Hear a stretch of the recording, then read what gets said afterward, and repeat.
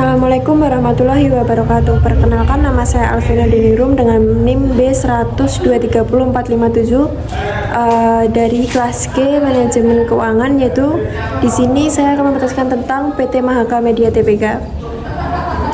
Yang pertama ada profil perusahaan, yaitu PT Mahaka Media Tbk didirikan pada tanggal 28 November 1992 dengan nama awal PT Abadi Bangsa Tbk.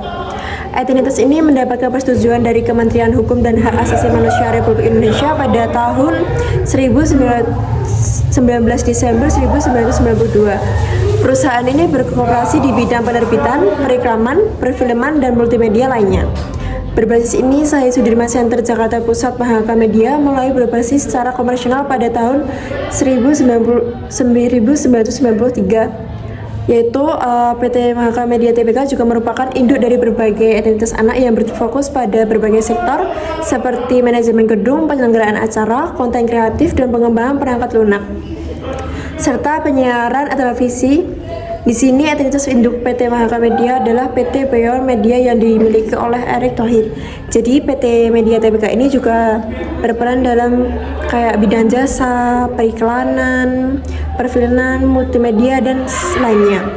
Yang kedua, aku akan menjelaskan tentang keunggulan kompetitif. Di sini ada yang satu, diversifikasi bisnis, di mana Mahaka Media memiliki berbagai anak perusahaan yang beroperasi di berbagai sektor seperti penerbitan press, penyiaran televisi, manajemen gedung, penyelenggaraan acara, dan pengembangan perangkat lunak. Selanjutnya ada komunitas sumber daya dan infrastruktur, di mana anak perusahaan seperti PT Gama Investa Lestari mengelola Mahaka Square, di mana ini merupakan fasilitas olahraga berkelas internasional di Jakarta tersebut. Aset ini memberikan keuntungan dalam bidang manajemen acara dan olahraga, serta memberikan pendapat dari properti.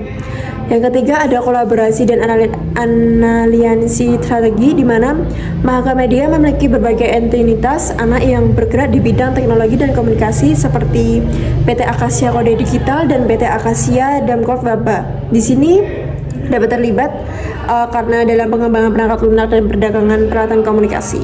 Ini mempunyai perusahaan untuk memanfaatkan teknologi dalam pengembangan bisnisnya.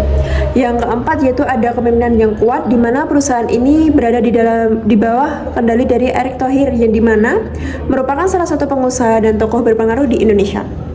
Kepemimpinan ini yang kuat dan jaringan yang luas berpotensi memperkuat posisi perusahaan di industri media. Selanjutnya ada analisis rasio keuangan, dan saya akan menjelaskan tentang rasio tersebut. Yang pertama ada return on asset, yaitu ROA, di mana di sini ada rumusnya laba bersih dibagi total aset dikali 100%. Di sini sudah tertera ya, laba bersihnya ada 52,494,604,94 miliar, dan kedua ada total aset yaitu 271,136,485,860. Di sini ada perhitungan ROA tersebut harus diperhatikan karena di sini laba bersihnya adalah minus, yaitu minus 52,410,604,942 dibagi 271,136,485,860 miliar dikali 100%. Dimana di sini tertera ada hasil minus 19,33%. Nah, di sini ada analisis rasio tersebut ya. Rasio ROA tersebut negatif karena menunjukkan bahwa perusahaan mengalami kerugian dalam memanfaatkan aset untuk menghasilkan laba. Jadi perusahaan tersebut menghasilkan minus 19,33 itu merupakan kerugian dalam memanfaatkan aset untuk menghasilkan laba tersebut. Yang kedua return of equity, yaitu ROE, di mana di sini ada rumusnya laba bersih dibagi total ekuitas dikali 100%. Total ekuitas tersebut yaitu minus 105,792,095,747. Di sini ada perhitungannya juga, yaitu min 52,410,604,942 dibagi min 105,792,095,742 miliar dikali 100%. Hasilnya ada 49,53. Di sini ada analisisnya. Proyek tersebut merupakan positif meski labanya di sini tertera negatif, disebabkan oleh ekuitas negatif, defisiensi modal. Hal ini menunjukkan struktur modal yang lemah karena labanya ROE-nya positif, labanya negatif, jadi disebabkan oleh ekuitas negatif tersebut. Yang ketiga ada debit of equity ratio, yaitu DER, di mana rumus DER tersebut ada total liabilitas dan total ekuitas, di mana total liabilitas itu sudah tertera di sini, yaitu 376,928,581,60, dan di sini ada perhitungan DER tersebut 376,928,581,607 miliar dibagi min 792 di 095,747 miliar, dan hasilnya ada di min 3,56. Nah, di sini analisisnya itu rasio DER negatif menunjukkan bahwa utang perusahaan jauh lebih besar dibandingkan ekuitas, yang merupakan kondisi berisiko tinggi. Jadi jika DER-nya negatif itu utangnya perusahaan tuh jauh lebih besar, jadi otomatis perusahaan tersebut tidak bisa membayar ekuitas tersebut karena utangnya lebih besar dibanding ekuitasnya. Jadi kondisinya itu sangat berisiko tinggi bagi perusahaan. Yang keempat ada debit of assets ratio, yaitu DAR. Di sini ada rumusnya, yaitu total liabilitas dibagi total aset dikali 100%. Nah, di sini ada perhitungannya ya. Total liabilitas itu yang di atas ini 376,928,581,607 miliar dibagi 271,136,485,860 miliar dikali 100%. Di sini ada hasilnya yaitu 183,00%. Nah, analisisnya itu kalau DAR-nya di atas 100% itu menunjukkan bahwa seluruh aset perusahaan dibayari oleh utang yang sangat berisiko. Jadi DAR itu tidak bisa menunjukkan di atas 100%. Kalau dia di atas 100%, jadi dia itu menunjukkan bahwa seluruh aset perusahaan dibiayai oleh utang. Terus yang kelima ada rasio lancar, yaitu rumus rasio lancar sudah ada di sini. Aset lancar dibagi liabilitas jangka pendek.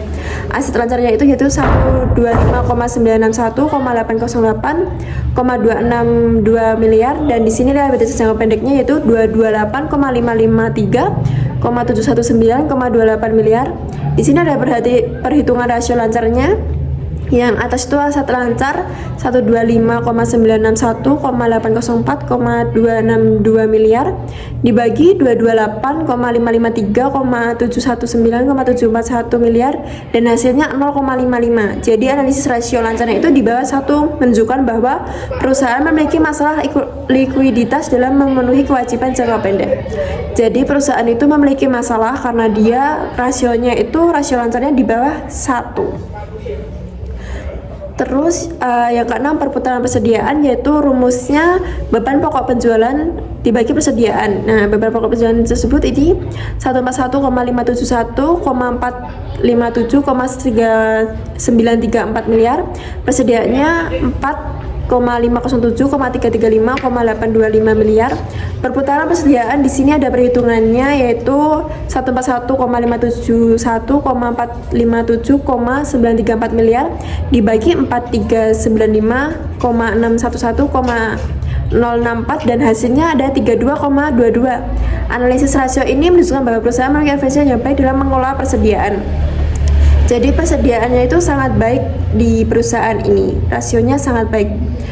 Yang ketujuh itu perputaran modal kerja, working capital turnover, yaitu perputaran modal kerja. Di sini ada penjualan bersih dibagi modal kerja, modal kerja sama dengan aset lancar dikurangi liabilitas lancar. Nah, modal kerja di tahun 2023 ini 125,961,808,262 dikurangi 228,553,719,24 miliar, dan hasilnya di negatif 102,591,910,979. Jadi perputaran modal kerja tersebut yang atas 200,775,734,875 dibagi minus 105,591,910,979, dan hasilnya ada di min 196. Nah, analisisnya di sini perhitungan rasionya tidak dapat dihitung secara tepat. Karena apa? Karena modal kerja perusahaan negatif. Jadi perusahaan ini negatif bahwa menunjukkan bahwa aset lancar tidak mencukupi untuk memenuhi kewajiban jangka pendek. Jadi kalau perusahaannya negatif, aset-asetnya otomatis tidak dapat mencukupi untuk menutup kewajiban jangka pendek dari perusahaan tersebut. Yang terakhir ada kesimpulan dari rasio keuangan, yaitu perusahaan ini berada dalam kondisi keuangan yang sangat berisiko tinggi. Kenapa dapat berisiko tinggi? Karena ROA negatif dan ekuitas negatif menunjukkan kerugian yang sangat besar di perusahaan ini. Dari yang tinggi dan dari atas 100% menunjukkan bahwa perusahaan terlalu bergantung pada utang untuk membiayai asetnya. Jadi perusahaan ini sangat bergantung utangnya untuk membiayai asetnya, utangnya lebih banyak gitu. Terus rasio lancar yang rendah juga menunjukkan adanya potensi kesulitan dalam melunasi kewajiban jangka pendek. Rasio perputaran persediaan yang tinggi merupakan satu-satunya indikator yang positif dalam efisien operasional. Jadi cukup sekian presentasi dari saya yang berjudul dari PT Mahaka Media Tbk. Sekian, terima kasih. Wassalamualaikum warahmatullahi wabarakatuh.